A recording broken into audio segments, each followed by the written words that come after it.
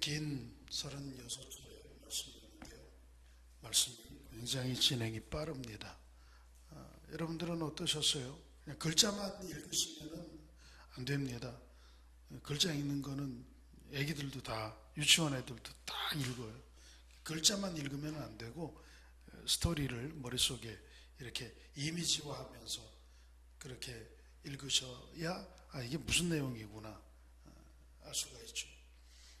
쭉 다 읽어놓고 나서 무슨 내용인지를 저에게서 들으려고 하면 손해보는 게 많습니다. 지금 계속 쭉 말씀이 흘러가는 흐름이 있어요. 새벽기도에 계속 참석을 하신 분들은 그 흐름을 따라오면서 여기에 녹아들기가 쉬운데 이렇게 월삭기도회로 찾으신 분들은 이 흐름을 따라가기가 조금 바쁘실 거예요. 그렇지만 이 말씀 읽을 때에 그 말씀의 내용에 함께 하셨던 분들은 뭔가 이게 뭐 막 쿠데타가 일어나고 있구나, 굉장히 빠르게 일들이 진행되고 있구나, 그런 느낌만이라도 받으면 이 말씀을 이해하기가 쉬울 겁니다. 8장부터 오늘 10장까지의 말씀은 이스라엘의 영적인 쿠데타, 이스라엘의 종교혁명이라고 할 수 있는 예후라고 하는 사람을 왕으로 세워서 남유다와 북이스라엘을 깨끗하게 종교혁명을 일으키는 그런 장면입니다. 혁명이라는 단어가 좀 불편하게 들리시면 종교개혁이라고 해도 좋을 거예요. 북쪽에 요람 왕이 있고 남쪽에 여호사밧 왕이 있었어요. 이스라엘이 통일 왕국이었는데 다윗과 솔로몬 이후로 남북으로 갈라섰습니다. 여로보암과 르호보암으로 나뉘어서 남쪽은 유다라 불리웠고 북쪽은 이스라엘이라고 불리웠어요. 남쪽은 여호사밧이라고 하는 왕이 있었고 북쪽은 요람이라고 하는 왕이 있었어요. 그런데 이 두 왕이 하나님을 잘 섬기는 것이 아니라 북쪽은 원래 갈려나가서 제 마음대로 그렇게 북쪽에서 예배하러 남쪽으로 예루살렘으로 오지도 않고 거기에 신당 짓고 지들끼리 예배하는 족속이라 그렇다 치더라도 남유다는 그러지 않았어야 되는데 이제는 이게 유다까지 번져서 이스라엘이고 유다는 전부 다 예배 드리기를 정한 절기에 드리는 것이 아니라 지들 편할 때에 예배 드리는 것을 예루살렘에 가서, 오늘식으로 얘기하면 예배당에 가서 예배 드리는 게 아니라 자기들 편은 뭘 예배당까지 가서 예배를 꼭 드려야 되나, 이거 좋네 무사고 하니까 그냥 텔레비전에도 똑같이 뭐 예루살렘까지 가, 그냥 여기 베델에서 해도 돼. 여러분, 여로보암의 죄라고 하는 게 다른 게 아니에요. 예배 장소를 예루살렘에서 나타나는 곳으로 바꾼 죄. 예배의 시간을 뭐 꼭 주일날만 예배해야 돼, 아무 때나 편안하게.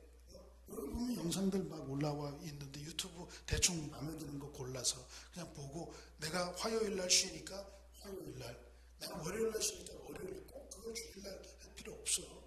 영상 하나 골라서 하고 뭐 마음 내키면 온라인으로 헌금 조금 하면 되지.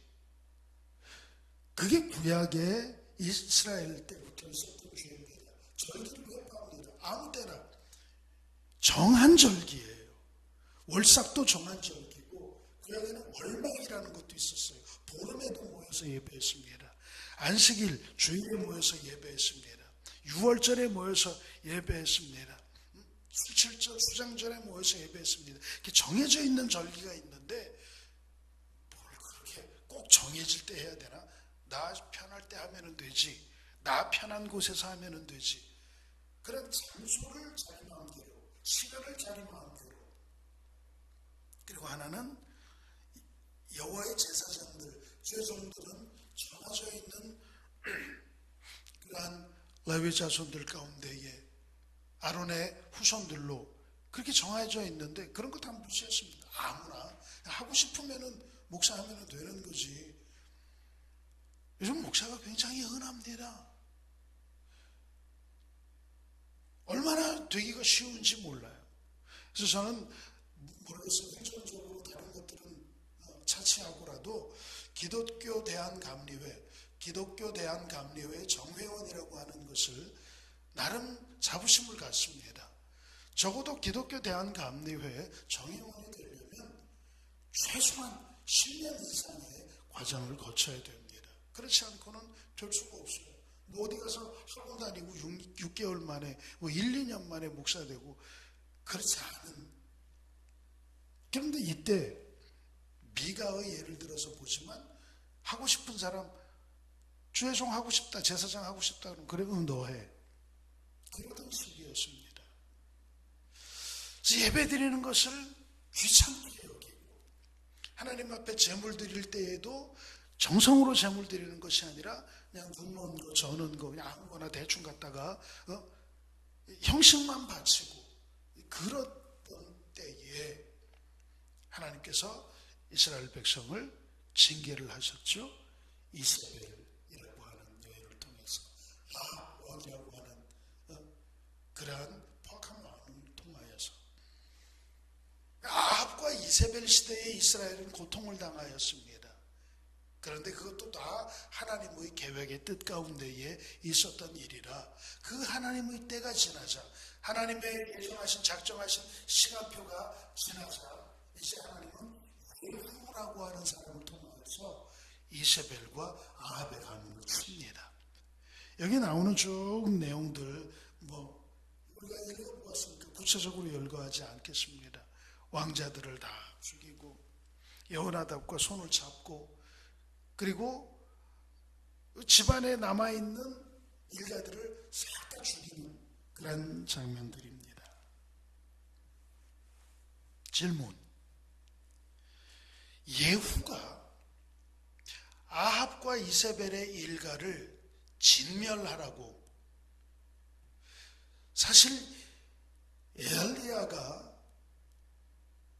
이 예후를 기름 부어서 왕으로 세울 때에 그에게 준 사명이 아합의 집을 진멸하라. 남자들을 살려두지 말고 싹 다 죽이라. 그렇게 그에게 사명을 주고 그를 왕으로 세웠거든요. 그 사명을 다 이루었습니다. 열왕기하 9장에 있었던 그 사명대로 아합의 남은 씨가 없습니다. 싹 다 죽였습니다.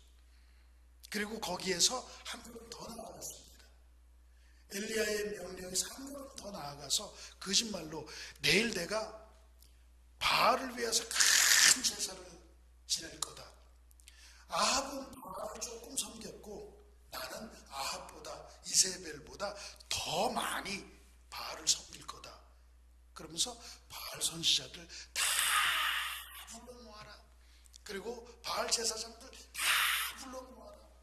그리고 바알 신전에 이쪽 끝에서 저쪽 끝에서 꽉 차게 바알을 섬기는 것들과 제사장들을 때려넣고 군사 80명으로 둘러싸서 그 바알 섬기는 자들에게는 구별을 해야 되니까 예복을 입혀라.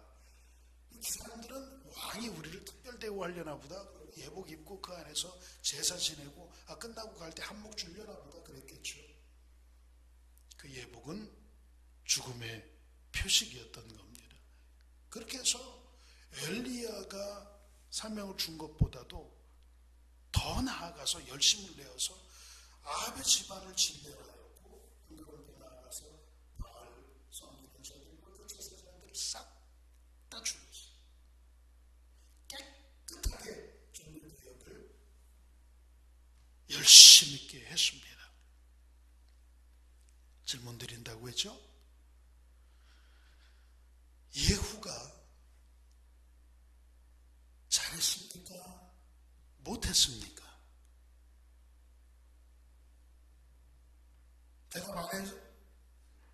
대답 안 하셔요? 예후가 잘했습니까? 못했습니까?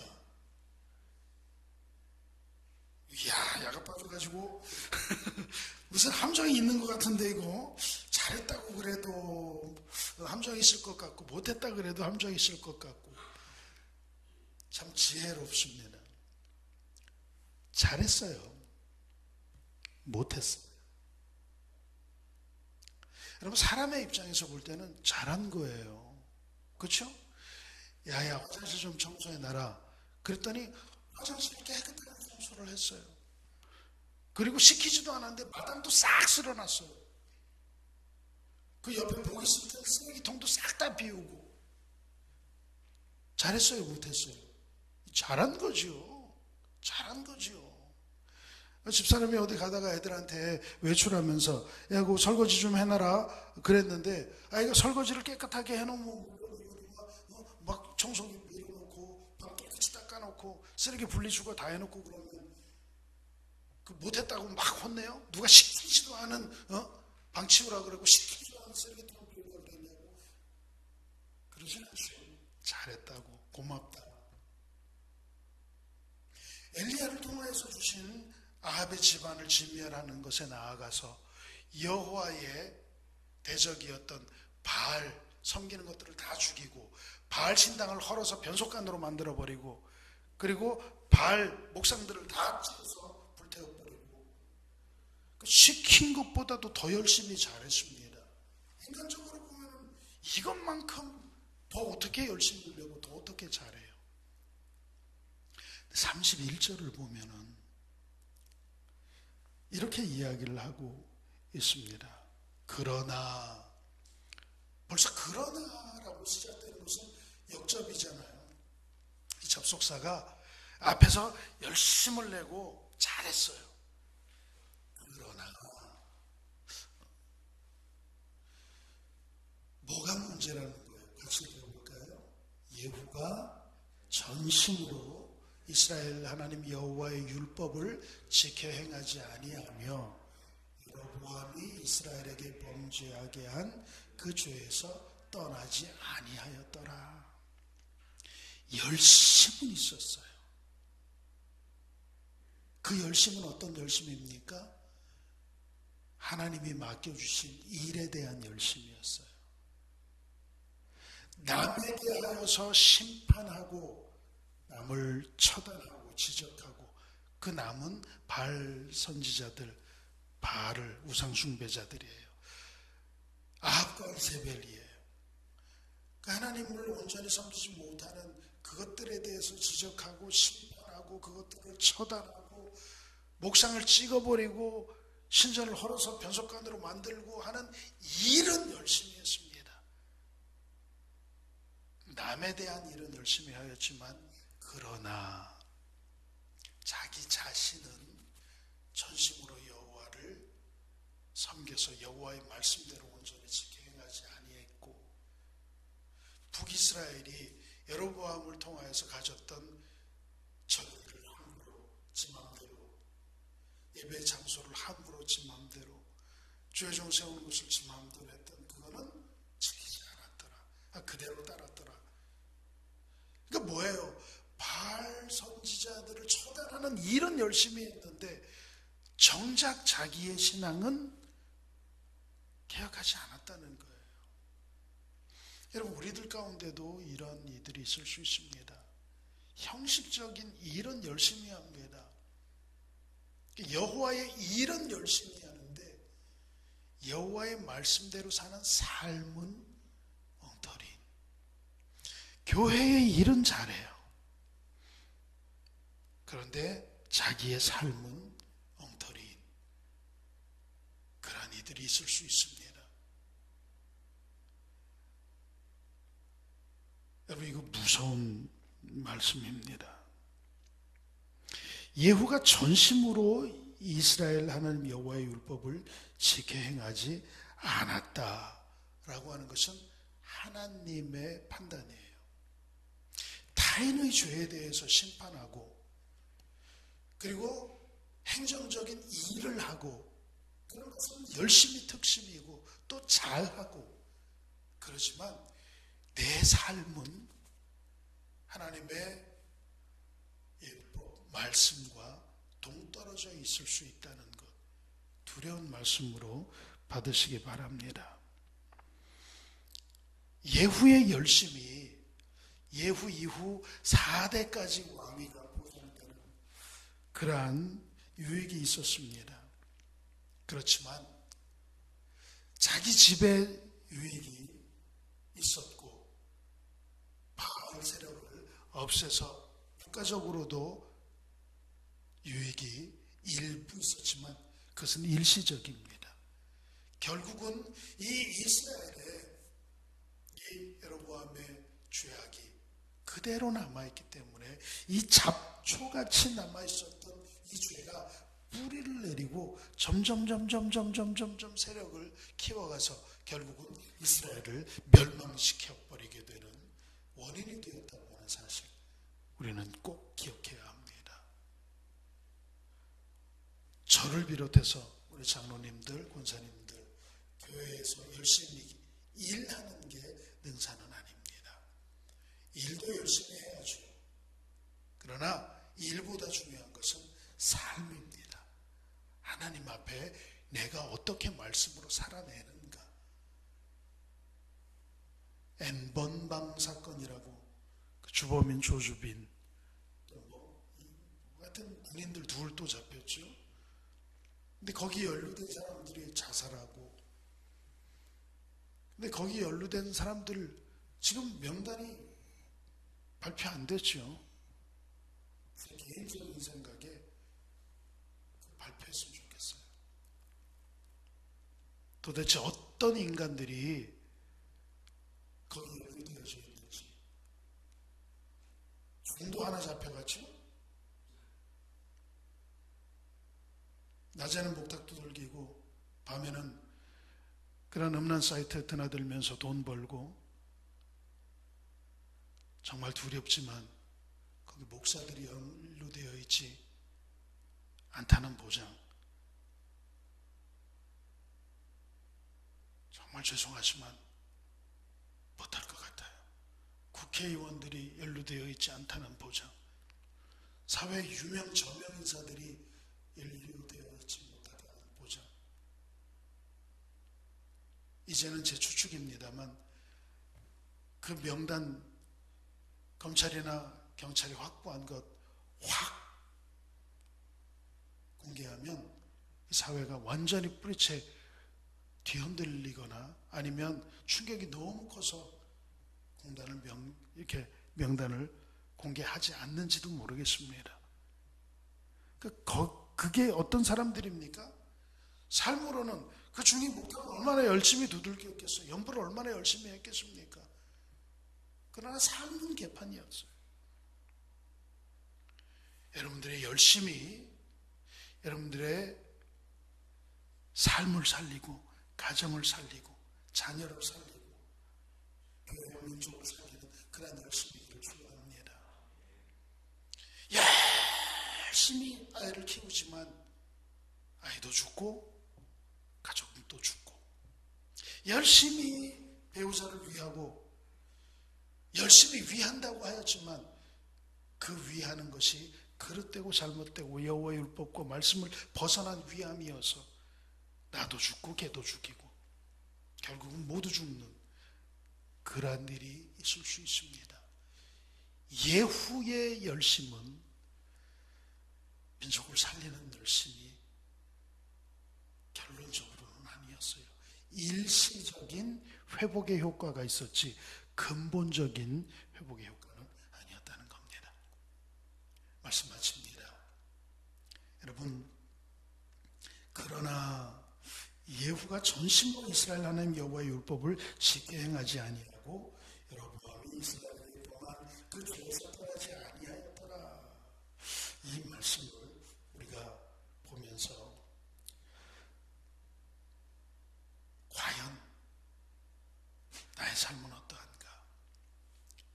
교회 일에 열심을 내고는 있지만 그는 교회에서뿐이고 내 삶 속에서는 예후와 별반 다르지 않고 여전히 나도 여로보암의 죄 가운데 거하지는 않는가? 그렇게 돌아보아서 우리의 삶을 한번 비추어 보고 주님 앞에 제고해보는 그런 복된 날 되었으면 좋겠습니다. 그런 은혜가 함께 하시고 그런 축복이 함께 하시기를 축원합니다.